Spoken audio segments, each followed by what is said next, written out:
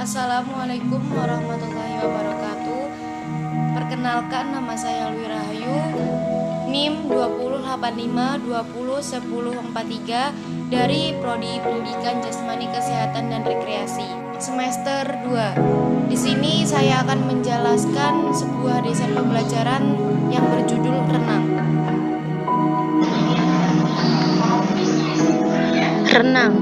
Renang merupakan satu di antara cabang olahraga akuatik.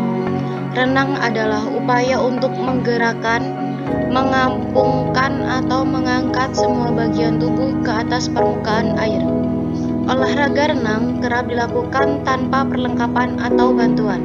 Jadi, dalam renang lebih banyak menggunakan anggota tubuh, terutama bagian tangan dan kaki, untuk bergerak atau mengapung di air. Saat ini, renang sudah menjadi olahraga populer dan diminati banyak orang. Bahkan, saking populernya, renang telah dilombakan baik di tingkat nasional maupun internasional. Renang bisa dilakukan oleh orang dari berbagai kalangan dan tingkatan umur, mulai balita hingga dewasa, termasuk ibu hamil.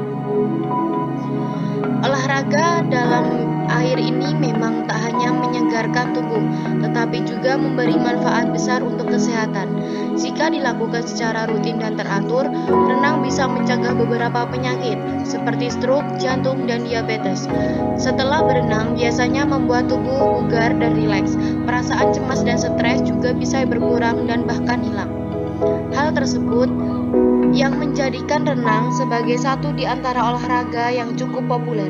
Kendati demikian, masih ada orang yang belum paham tentang olahraga renang.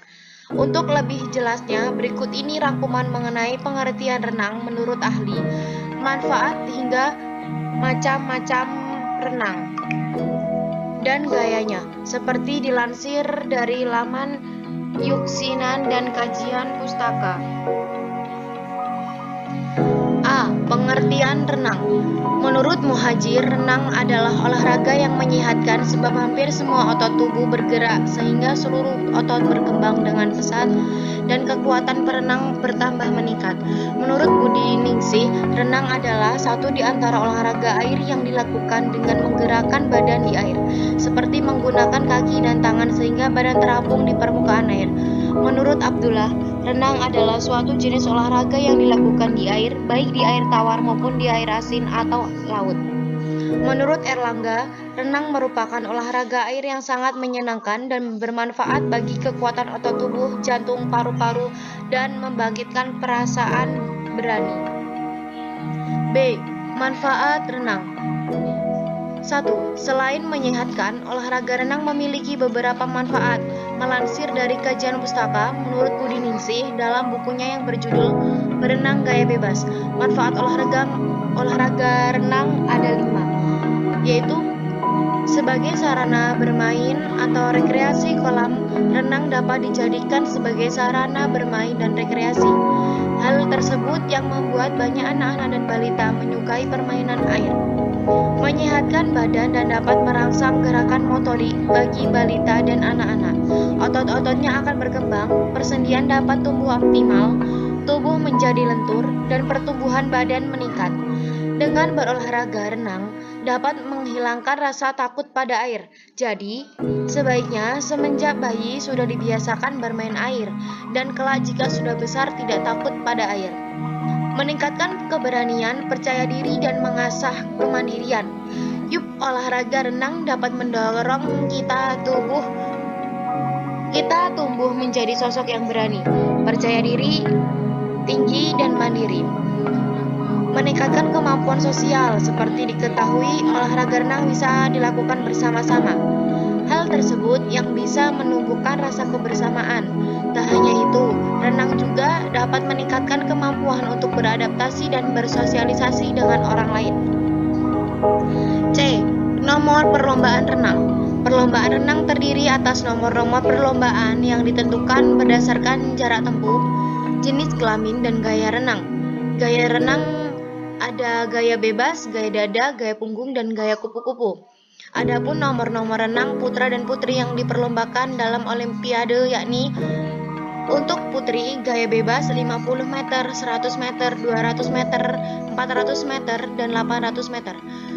Dan untuk putra, gaya bebas 1500 meter.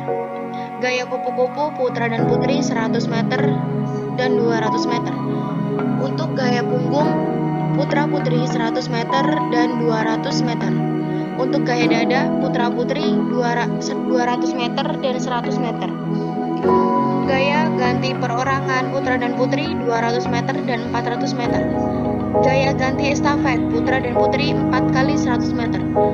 Gaya bebas estafet putra dan putri 4 kali 100 meter dan 4 kali 200 meter.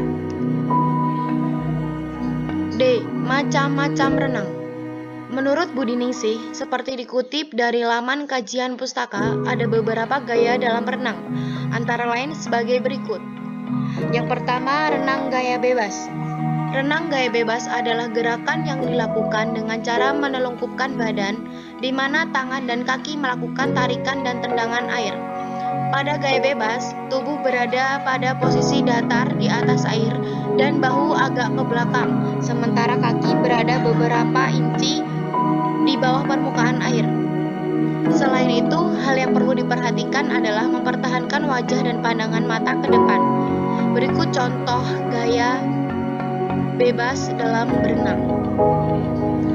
Selanjutnya yang B, renang gaya punggung. Renang gaya punggung adalah gaya berenang dengan posisi punggung menghadap ke air atau posisi tubuh terlentang. Gerakan gaya punggung sama dengan gerakan gaya bebas. Bedanya, pada gaya punggung, wajah perenang berada di atas permukaan air, sehingga mudah untuk bernapas dan membuka mata. Kemudian, pada gaya punggung akan sulit menentukan arah gerak karena mata menghadap ke atas. Pada gaya punggung, kaki lebih aktif bergerak ke atas. Berikut contoh renang gaya punggung. Silakan diperhatikan. Yang selanjutnya renang gaya dada. Renang gaya dada disebut juga renang gaya kata karena gerakannya mirip kata saat berenang. Renang gaya dada adalah gaya renang dengan posisi tubuh seperti merangkak di permukaan air yang dikombinasikan dengan gerakan kaki dan tangan.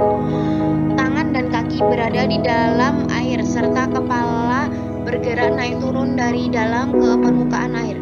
Dalam gaya dada, perenang dapat melihat ke depan saat berenang. Berikut contoh renang gaya dada.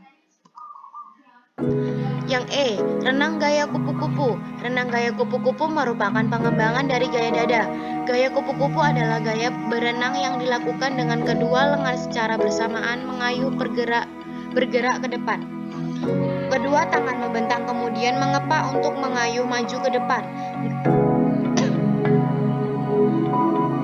Gerakan dua tangan tersebut seperti gerakan sayap kupu-kupu.